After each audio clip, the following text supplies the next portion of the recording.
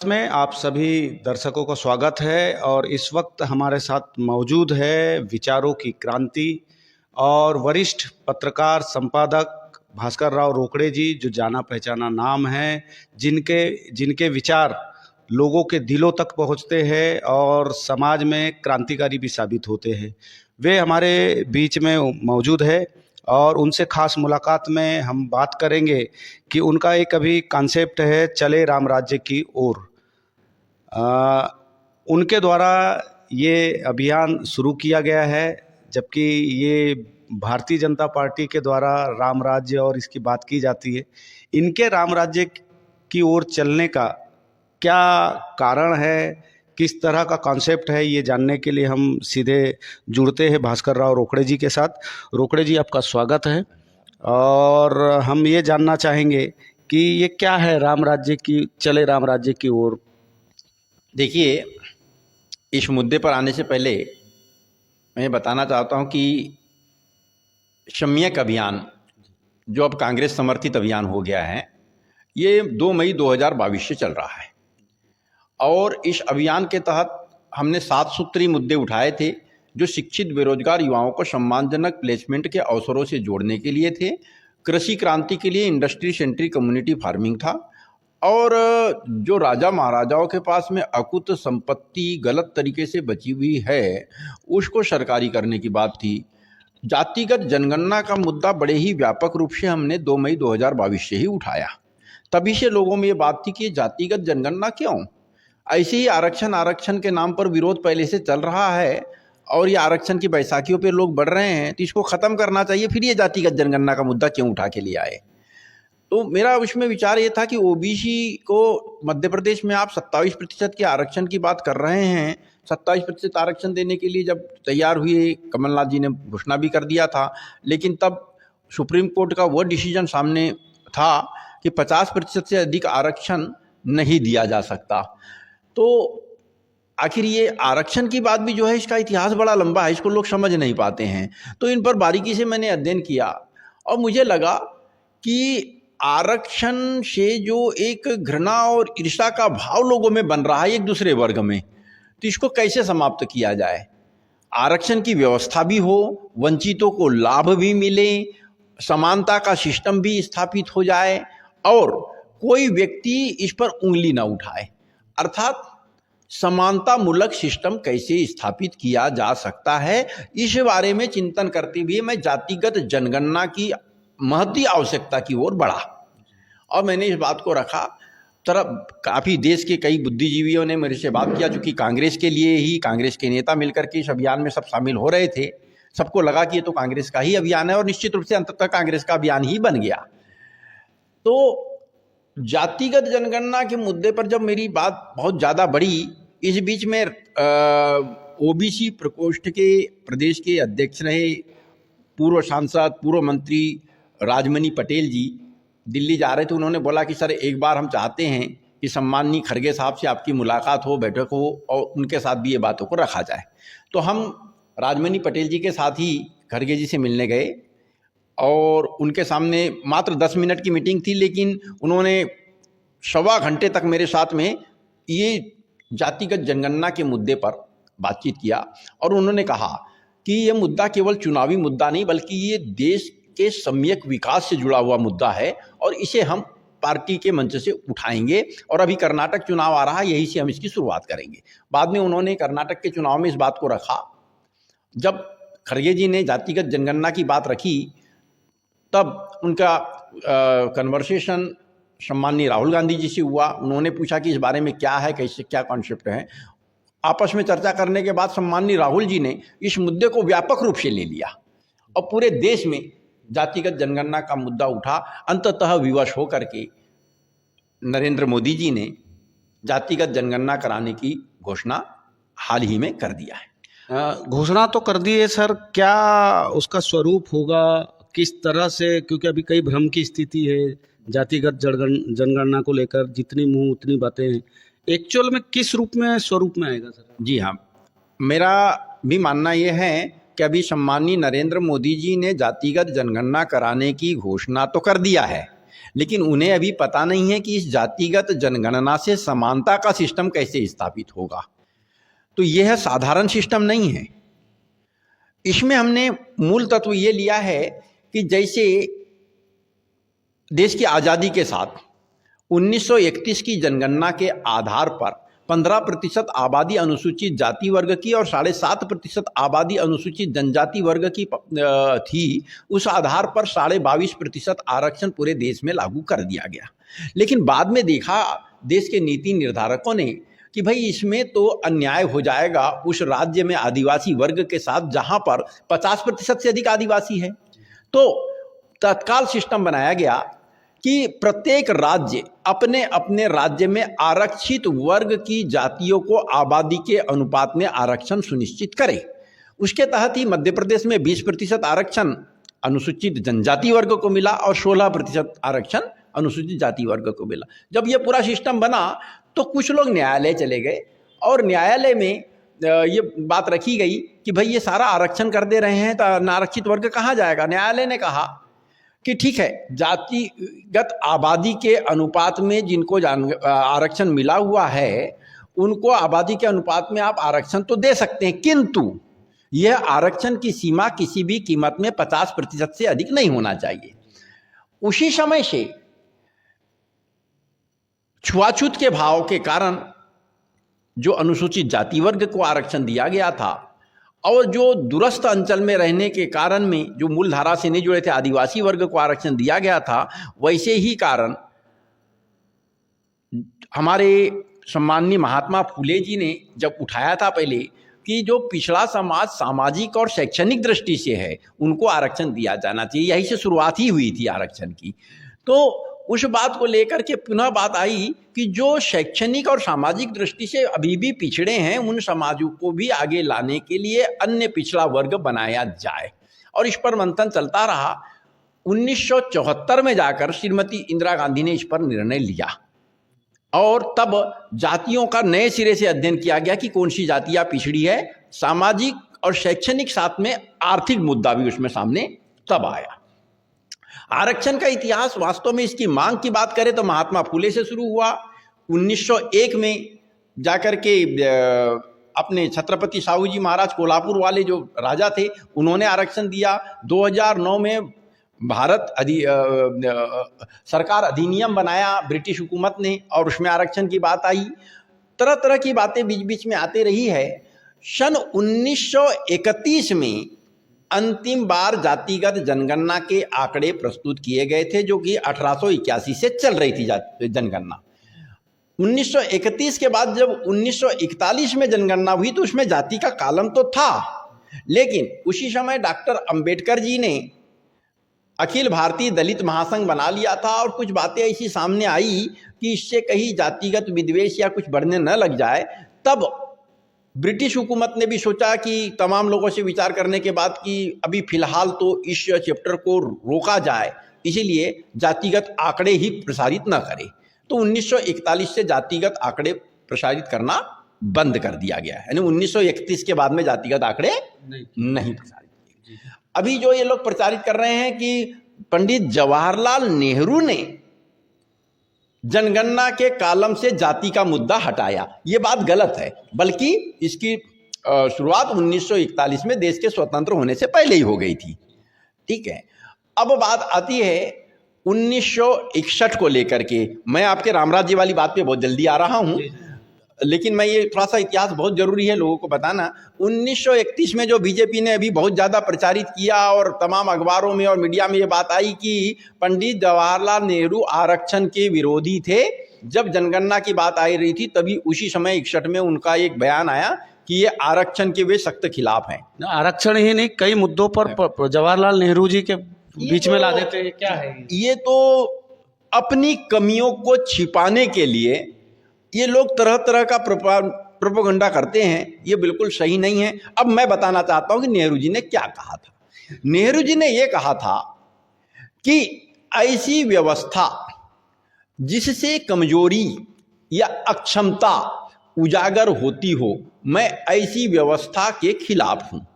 मैं चाहता हूं कि जो समाज शैक्षणिक सामाजिक दृष्टि से बहुत पिछड़ा है और आर्थिक दृष्टि से भी बहुत पिछड़ा है, उस समाज में प्रतियोगात्मक भाव ऐसे पैदा कर दिए जाए और उनको इस तरीके से ट्रेनिंग आदि दी जाए, इस तरीके से उनकी शिक्षा व्यवस्था कर दी जाए कि वे हर प्रकार की प्रतियोगिता के लिए तैयार हो जाए और उन्हें किसी भी प्रकार की बैसाखियों की जरूरत ही ना पड़े।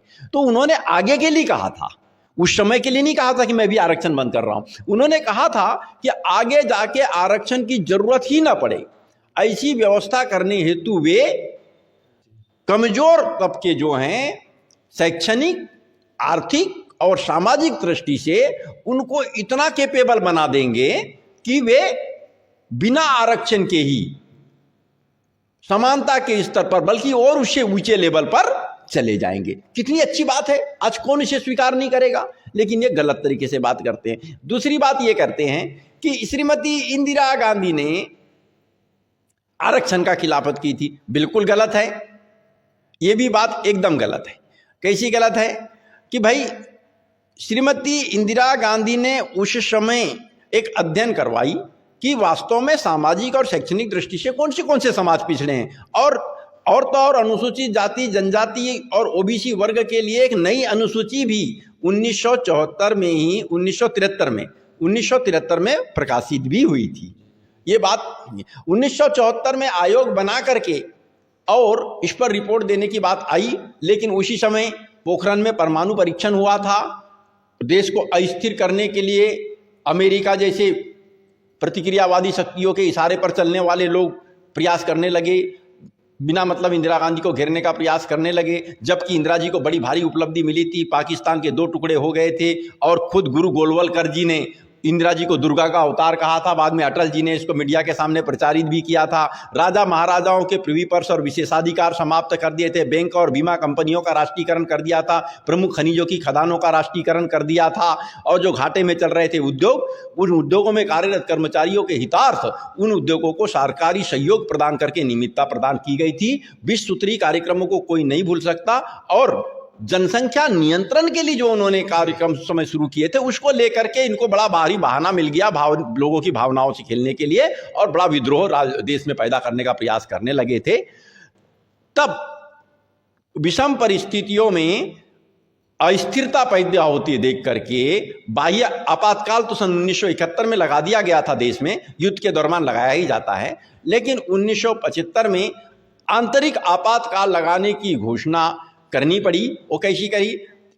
संविधान के अनुच्छेद 352 में निहित प्रावधानों के तहत मंत्रिपरिषद की बैठक बुलाकर राष्ट्रपति को सिफारिश भेजी गई, तब जाके आपातकाल लगा था। और यदि आपातकाल नहीं लगता उस समय में तो देश में अस्थिरता पैदा हो जाती, आज जैसी स्थिति नहीं रहती। उन परिस्थितियों में जातिगत जनगणना नहीं, मैं उस बात पे आ रहा हूं कि ओबीसी वर्ग के लिए, तो ओबीसी वर्ग के लिए आरक्षण देने संबंधी जो कार्यवाही आगे बढ़ानी थी वो रुक गई। फिर बाद में 1979 में जो उस समय का ड्राफ्ट बना था उसी को आधार मानते हुए मंडल आयोग बनाया गया, और मंडल आयोग की सिफारिश 1985 में फाइनल रूप से सामने आई। उसके पहले 2-3 बार अंतरिम रिपोर्ट आई। 1985 में जब राजीव गांधी प्रधानमंत्री थे, चूंकि मैं उस समय एक्टिव था, पत्रकारिता में लिखा था, सन 1931 की जातिगत जनगणना के आधार पर जो आंकड़े सामने आए हैं उनके अनुसार देश में 44% आबादी ओबीसी वर्ग की है। चूंकि पूर्व से ही देश में अनुसूचित जाति व जनजाति वर्ग को 22.5% आरक्षण दिया जा चुका है, इसलिए सुप्रीम कोर्ट के ओर से जो 50% से अधिक आरक्षण न देने की सीमा रखी गई है, उसको देखते हुए यह आयोग 27% आरक्षण ओबीसी वर्ग को देने की सिफारिश करता है। यह रिपोर्ट थी। इस रिपोर्ट को देखकर राजीव जी ने कहा कि 1931 के बाद अब तक कई परिवर्तन आए हैं, उस जातिगत जनगणना के आंकड़े के आधार पर आज निर्णय लेना उचित नहीं है। जब तक नए सिरे से जातिगत जनगणना नहीं हो जाती तब तक मंडल आयोग की सिफारिशों को लागू करना उचित नहीं होगा, बल्कि ये रिपोर्ट त्रुटिपूर्ण मानी जाएगी। तो उन्होंने पहली बार जातिगत जनगणना की बात की थी, इस बात को ये नकार रहे हैं। दूसरी ओर उन्होंने बोला कि यदि मान भी लिया जाए 1931 की जातिगत जनगणना के अनुसार 44% आबादी ओबीसी वर्ग की देश में है, तो उनको हम 27% आरक्षण क्यों दें? भाई उनको 27% यदि हम आरक्षण देते हैं तो उनका 17% हिस्सा किसके कोटे में जाएगा? ये बात उन्होंने उठाई थी। तो इस कारण बोला था कि जब तक इसकी त्रुटियों को दूर न किया जाए तब तक इसे लागू करना उचित नहीं है। तो ये बात हुई नेहरू जी, इंदिरा जी और राजीव जी को लेकर के जिस टाइप से गलत बातें करते हैं। अब बात आती है कि हमने जातिगत जनगणना का मुद्दा क्या फिल्टर करके किया था। हमने देखा कि यदि 50% आबादी ओबीसी वर्ग की है तो उनको 27% क्यों भाई? उनको 50% मिलना चाहिए, फिर उनका हिस्सा किसको दोगे आप? ये ठीक नहीं है। तो बेस्ट ये है कि सभी जातियों की जनगणना हो जाए, हवा में आंकड़े का खेल क्यों करें? एक बार जनगणना हो जाए, जनगणना होने के बाद में आंकड़े सामने आ जाएंगे। अब जिसकी जितनी आबादी उसको उतनी भागीदारी सुनिश्चित कर दी जाए। इसके साथ साथ जहां तक नौकरियों में बहुत ज्यादा आरक्षण का महत्व होता है, तो प्रतियोगी परीक्षाओं, अर्हकारी परीक्षाओं में सबसे अधिक अंक लाने वालों को एक्सीलेंस कैटेगरी में रखा जाए, उत्कृष्ट श्रेणी में, और ये उत्कृष्ट श्रेणी के लिए 10% आरक्षण की व्यवस्था कर दी जाए। नौकरी में भी पूरे सर्विस काल में उनके नाम के आगे लगा रहेगा उत्कृष्ट श्रेणी। उसमें अनुसूचित जाति, अनुसूचित जनजाति, ओबीसी, जनरल कैटेगरी, सभी कैटेगरी के लोग आ जाए, कोई दिक्कत नहीं है। लेकिन जो उत्कृष्ट होंगे उनको उत्कृष्टता का सम्मान मिलना चाहिए। और ये क्या होगा, जातिगत जनगणना में जो जाति, अलग अलग जातियों के जो आंकड़े आएंगे, उन आंकड़ों का 10% बचाकर 10% आरक्षण उत्कृष्ट श्रेणी के लिए रखने की व्यवस्था दी जाएगी। इसके आगे का समीकरण यह है कि अत्यंत गरीब, जो जातिगत जनगणना में अलग अलग वर्ग की जो आबादी होगी उसमें आरक्षण देने के लिए तय किया जाएगा कि इतना % तो उसको देना ही है। माना कि 50% ओबीसी को देना है, तो 50% में उसका 25% अत्यंत गरीब के लिए तय, उसका 25% मध्यम गरीब के लिए, और उसका 25% मध्यम श्रेणी के लिए, और उसका 25% जो आय की दृष्टि से अव्वल श्रेणी में हैं। तो ये सिर्फ ओबीसी के लिए कि मतलब मेरा कहने का मतलब सबके लिए, सब कैटेगरी में? सभी कैटेगरी, चाहे जनरल कैटेगरी क्यों ना हो, सभी कैटेगरी के लिए एक सा सिस्टम 25-25 करके 4 भागों में बांट दिया जाएगा। इससे क्या होगा, समानता मूलक सिस्टम। अर्थात आप सोचिए कि अत्यंत गरीब, गरीब, मध्यम और उच्च वर्ग आय की दृष्टि से, आर्थिक दृष्टि से, ये हर वर्ग के लिए बन जाएगा, और उनमें से भी निकाल के 10% जो सबसे अधिक अंक लाने वाले हैं, जो एक्सीलेंसी ऑलरेडी उत्कृष्ट है, उनको मिल जाएगा। तो आप बताइए, क्या समानता का सिस्टम स्थापित नहीं हो जाएगा? केवल नौकरी नहीं, अन्य योजनाओं के लिए भी यही सिस्टम अपनाया जाएगा। तो इससे क्या होगा, हमारी देश के जो संसाधन हैं इसको समानता के सिस्टम के साथ ढाल करके हम सम्यक विकास सुनिश्चित कर देंगे। तो रामराज्य क्या था? अब मैं रामराज्य की ओर आ रहा हूं। राज्य क्या? महात्मा गांधी जब स्वतंत्रता संग्राम के टाइम में मुगल जहां के राजा थे, नवाब थे, नवाब के स्टेट जो था अपना भोपाल, वहां आए थे, और वहां उन्होंने सार्वजनिक रूप से विचार व्यक्त किया कि देश को स्वतंत्रता मिलने के बाद राम राज्य स्थापित करने हेतु सामूहिक व संकल्पित प्रयास करने की आवश्यकता होगी। उन्होंने राम राज्य की बात की थी, और राम राज्य का उनका स्वप्न और संकल्प था, जिसे अब पूरा करने का अवसर आया। आखिर ये राम राज्य है क्या? राम, श्री राम अयोध्यापति, उन्होंने अपने यहाँ नियम और प्रावधान ऐसे बनाए थे जो राजा और प्रजा के लिए समान रूप से लागू होते थे, और उन प्रावधानों को सबसे पहले अपने पर लागू करते थे, जिस वजह से अकल्पनीय उन्हें कष्टों का सामना करना पड़ा, परेशानियों का सामना करना पड़ा, जिस पे रामायण जैसी रचना में उनको कितनी समस्याओं का सामना करना पड़ा उल्लेख है। तो साधारण बात नहीं थी। वो जो प्रजा के लिए कानून बनाए गए थे उसको राजा पर लागू करते थे, इसलिए वे आदर्श राजा थे। मर्यादा की जो पराकाष्ठा होती है वो कहीं नजर नहीं आती, उनके व्यक्तित्व के आगे। राम राज्य की बात तो भाजपा भी करती है और आप भी करते हैं, दोनों में क्या अंतर है? भाजपा राम राज्य की बात बिल्कुल नहीं करती। भाजपा राम के नाम पर करिश्माई परिणाम चाहती है। वो सिर्फ राम को आध्यात्मिक और धार्मिक नाम मानती है कि ये भगवान विष्णु के अवतार हैं, भगवान हैं और ये करिश्मा करेंगे और ये हिंदू मुस्लिम धार्मिक उन्माद फैलाने के लिए ये चीज करते हैं। और हम जो बात कर रहे हैं, हम मर्यादा पुरुषोत्तम श्री राम को आदर्श रूपेण मन मंदिर में पाते हैं। तो आदर्श, और तो उस आदर्श से भी परे उन्होंने परमादर्श को प्राप्त कर लिया था। परमादर्श परमेश्वर के सन्निकट माना जाता है। यह हमारे हिंदू धर्म के सिद्धांतों में है। हिंदू धर्म में आदर्श को ईश्वर और परमादर्श को परमेश्वर का स्वरूप माना जाता है। तो श्री राम ने उन आदर्शों को प्राप्त किया था, परमादर्श को प्राप्त किया था अपने व्यवहार से, जिनमें उनको कठिनाई हो रही थी तो भी उन्होंने उसको स्वीकार किया। पूरे उनके राज्य में माना जाता है कि कोई दुखी नहीं था, कोई उसके साथ नीच ऊंच का भेदभाव वाली बातें नहीं आती थी। तो वो चीजें करना वो साधारण बात नहीं। इन्होंने क्या किया, इन्होंने राम के नाम पर एक मुद्दा उठाया, मंदिर बनाने की बात उठाई, जन्मभूमि बनाने की बात की, ये नहीं है। हमारे कई कीर्तनकारों और उन्होंने बोला है राम का वो स्वरूप बताया है कि वो तो रग रग में है राम। तो हम उस राम की बात कर रहे हैं, लेकिन हम उस राम की नहीं, अभी हम यही राम अयोध्यापति राम की भी बात करते हैं। तो अयोध्यापति श्री राम आदर्श राजा के रूप में पूरे विश्व में माने जाते हैं। सबसे अधिक पुस्तकें श्री राम पर ही लिखी गई है, तमाम भाषाओं में लिखी गई है। और उन भाषाओं में उल्लेख आया है, भले उन्हें अवतार भले न माने हों, लेकिन असाधारणता से युक्त मर्यादा पुरुषोत्तम शासक, आदर्श शासक के रूप में विश्व के तमाम देशों ने मान्यता दी है। ये साधारण बात नहीं है। तो हमें उन चीजों को प्राप्त करना है। यह हमारे राम राज्य में क्या है, इस राम राज्य में कोई ऊंच नीच नहीं होगा, सबको जो संसाधन उपलब्ध हैं समानता के आधार पर दिए जाएंगे। हमारे राम राज्य में ये भ्रष्टाचार नहीं होगा, ये दादागिरी नहीं होगी, ये तानाशाही नहीं होगी। मतलब जो भी नियम और कानून लागू किए, संचालन जो होगा वो समानता के आधार पर होगा।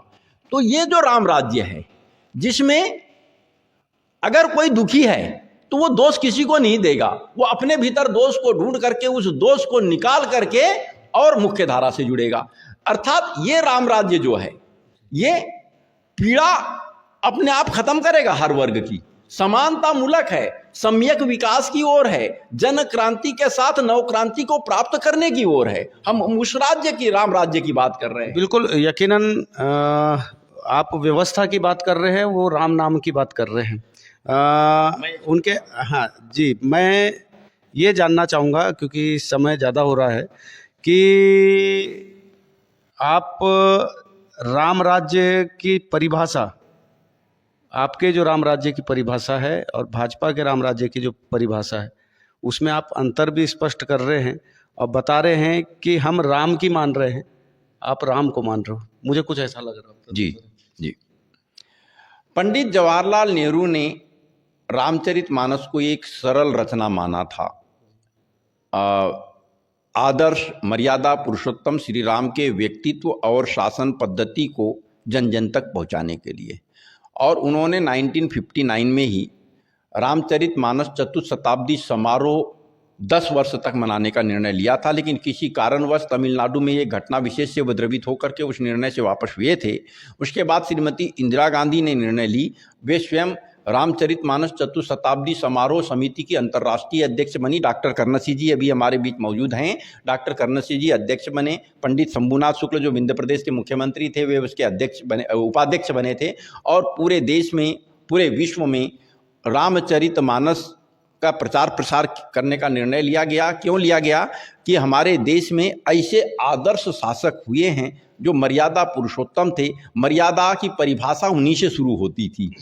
तो इस बात को प्रचारित करने के लिए मुख्य काम जो इंदिरा गांधी ने किया था, धर्म सभा को संबोधित करते हुए हरिद्वार में उन्होंने कहा था कि हम ये रामचरितमानस चतुशताब्दी समारोह समिति का गठित करके और जो आयोजन करने जा रहे हैं, इसके माध्यम से हर जिले में मानस भवन बनेंगे, हर गांव-गांव में रामचरितमानस या मर्यादा पुरुषोत्तम स्वरूप, आदर्श स्वरूप पर चर्चा होगी, हर शनिवार को स्कूलों में बाल सभा लगेगी।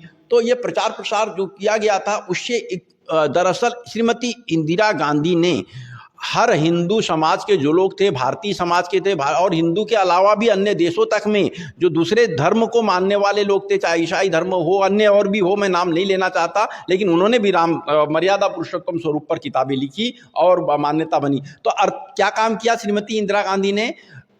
मर्यादा पुरुषोत्तम श्री राम को जन जन के मन मंदिर में स्थापित करने में कामयाबी हासिल की थी और वो सिर्फ एक राम राज्य की परिकल्पना को साकार करने की दिशा में प्रयास मात्र था। अब हमें उसको आगे बढ़ाना है। जातिगत जनगणना पर एन प्रकारेण सहमति तो बन गई है, एक बार जनगणना के आंकड़े तो आ जाने दीजिए, उसके बाद में ये बात तय है कि भाजपा जो भावनाओं को भड़का कर लंबे समय तक सत्ता में बनी रहनी चाहती है, वो राम राज्य स्थापित करने की दिशा में कतई नहीं बढ़ेगी, क्योंकि राम राज्य स्थापित करने की दिशा में बढ़ेंगी तो उनकी मनमानी नहीं चलेगी।